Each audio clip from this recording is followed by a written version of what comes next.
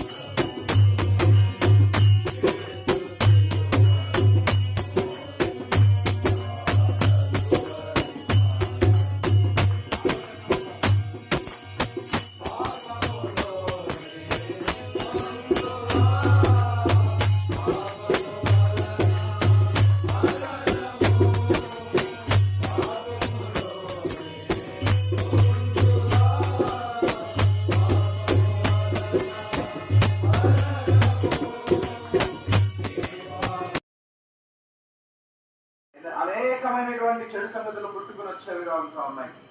కాబట్టి ఎవరికి నేను ఎందుకు జ్ఞాపకం చేస్తా ఉన్నానంటే, అనేకమైనటువంటి చెడు సంగతులు పుట్టుకుని వచ్చేవిగా ఉంటూ ఉన్నాయి. కాబట్టి ఎవరికి నేను ఎందుకు జ్ఞాపకం చేస్తా ఉన్నానంటే, ప్రభునేశ్వర క్రీస్తు వారికి, ఆకాశాన్ని భూమిని కలగజేసిన ప్రభునేశ్వర క్రీస్తు వారికి, చనిపోయి తిరిగి లేచిన ప్రభునేశ్వర క్రీస్తు వారికి, రెండోసారి భూలోకానికి రారాజుగారన్న ప్రభునేశ్వర క్రీస్తు వారికి, ఎబ్రన్ వాసేసు మసీకే, రెహోబోత్ వాసేసు మసీకే, హల్లెలూయా.